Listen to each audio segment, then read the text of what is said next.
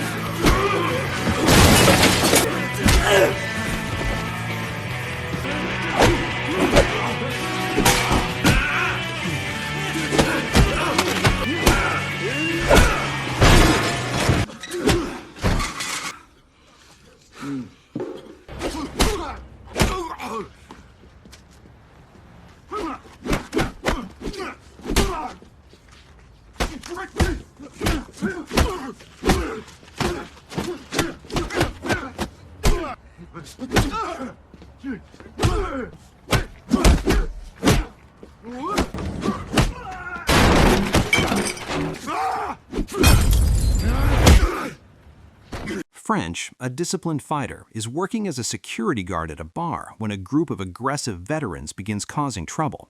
They're drunk, confrontational, and clearly looking for a fight. The bar owner tells French to calm things down before the place gets wrecked. French tries to handle it peacefully. He tells the men to take their argument outside and stop causing damage. Instead, they mock him. French decides it's not worth it and turns to walk away, but one of the men shoves him from behind. That's all it takes. A brutal fight explodes across the bar. French dismantles the group with controlled violence, dropping them one by one until the chaos finally dies down. The bar is trashed, bodies are scattered, and silence returns. Watching from the corner is Sue, French's old partner from his debt-collecting days. Despite French restoring order, the bar owner fires him on the spot.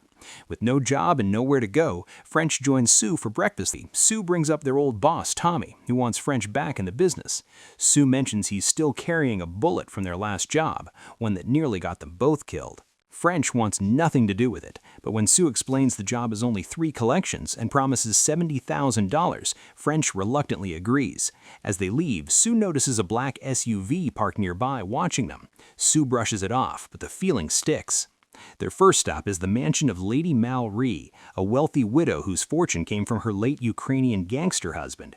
Sue warns French that she's dangerous, rumored to have eliminated her rivals after inheriting the empire. Surprisingly, the meeting goes smoothly. Mal Rhee welcomes them inside, offers drinks, and casually agrees to pay. She even has her assistant hand over a bag of cash while recording the transaction. Then she asks Sue to stay behind for a private moment, hinting at their past relationship. French waits outside, uneasy about how easy this was. That feeling proves justified. A black SUV suddenly blocks their exit. 4 armed bodyguards jump out, demanding the money back. Mal Rhee had set them up. A violent fight erupts, and French and Sue barely manage to overpower the men and escape with the cash. Shaken, but moving forward, they head to their second target, Esteban Madrid, a fight promoter hiding in his own gym. He owes $95,000 and surrounds himself with young, aggressive fighters. Madrid refuses to pay and instead proposes a wager. If French and Sue can beat one of his fighters in the ring, he'll hand over the money. French steps in.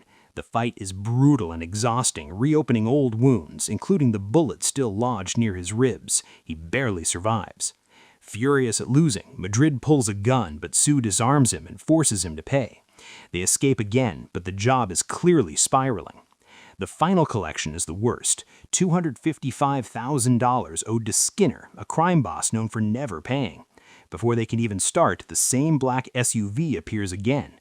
2 men approach French by name, referencing his past job, the ambush that nearly killed him and Sue. Sue steps away to call Tommy. That's when everything clicks. Tommy isn't running this job. He's been kidnapped by Barbossa's brother, who is forcing them to collect money in Tommy's name.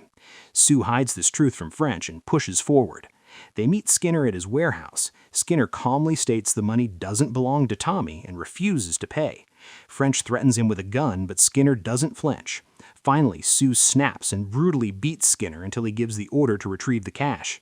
The bodyguard runs instead. French chases him down, takes him out, and recovers the money. Exhausted and disgusted, French suggests they split the cash and walk away forever. That's when Sue finally tells him the truth. Tommy has been kidnapped. French refuses to risk his life again. He wants the money and to disappear. Sue won't allow it. If French wants the cash, he'll have to fight him. The two partners turn on each other in a raw, emotional brawl fueled by betrayal and exhaustion. As they fight, the men from the SUV receive orders to kill them both and take the money. Before they can act, Sue disarms and kills them. Realizing how deep this goes, French finally agrees to help. French hands Sue the money and goes to confront Barbossa's brother alone in exchange for Tommy. But it's a trap. Sue's captured and tortured with electricity. French returns with Mallory's men, launching a full-scale assault. A bloody shootout tears through the compound. Barbossa's brother shoots Tommy, mortally wounding him. Enraged, Sue executes Barbossa's brother on the spot. Mallory's men finish off the survivors as French drags Sue to safety. They escape just as police arrive. Months later, French and Sue stand at Tommy's grave. Sue admits the guilt will never leave him. The film ends with French driving Sue towards another meeting, another potential employer, showing that no matter the cost, this violent cycle never truly ends. Thanks for watching. If you enjoyed this, hit subscribe and tap the bell icon so you don't miss our next video. See you next time.